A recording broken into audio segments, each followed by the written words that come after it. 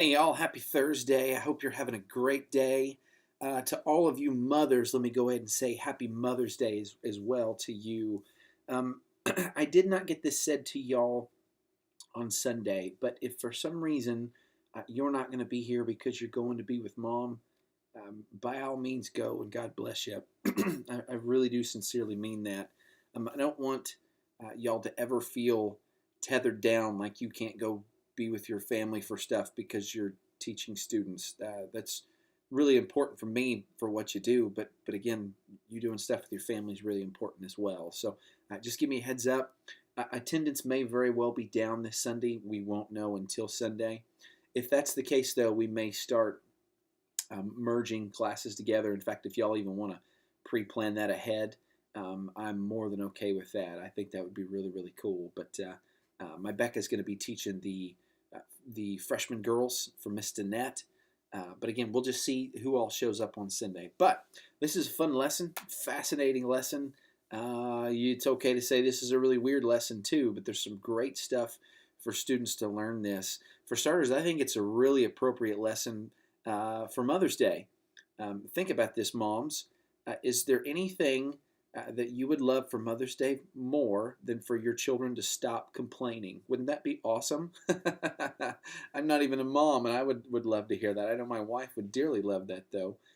They complain about all sorts of stuff, and that's not the main point of this lesson, but that's absolutely something we want students to catch from this. Is it's not okay for us to whine and complain.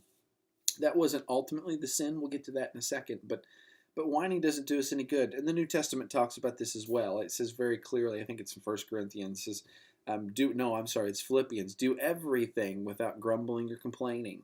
Complaining is not cool, not to mama, not to God. So we want the students to understand that. But in relation to this snake thing, there'll be really two big questions on students' minds.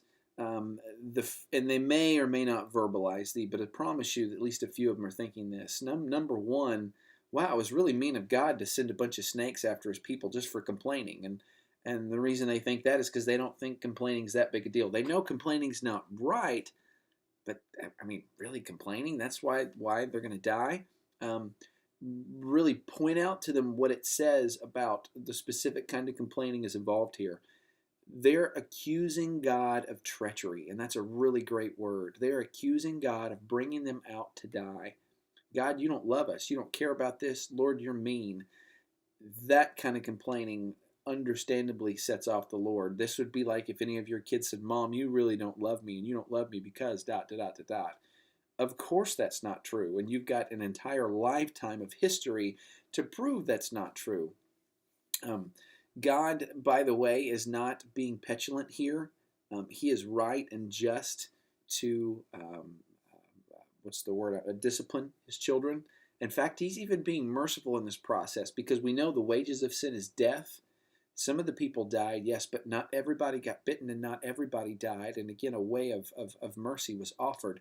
God was very gracious because he could have wiped everybody out. This is literally the 14th time his children have complained on this trip. And even in that, he's still being patient with his kids. So kids can be asking, why the big deal about complaining? It is a big deal. Sin's always a big deal. But number two, they're going to wonder, why a snake? Because that's kind of weird. And I'm nobody knows for sure why God picked a snake of all things. But I feel like I've got a really, really solid theory. And it all goes back to the cross. I want you to think about the cross, and the point of the cross is, among other reasons, it is how Jesus beat death. Okay, because the wages of sin is death, then that means the reason why we die is because of sin, and so Jesus used his death to beat our death. He used death to beat death. All right, in this story. And this is it really happened, but it's setting up the symbolism for later on with the cross. The Lord uses the object of punishment as their salvation. The Lord used snakes to save from snakes. And this is really cool, forward-thinking picture there. So point that out to them. And again, don't make a big deal of a snake. The snake's not the point. The point's Jesus at the end of the day. We really, really want them to see that. Jesus used death to beat death. God used snakes to beat snakes. Last thing, it's just kind of interesting.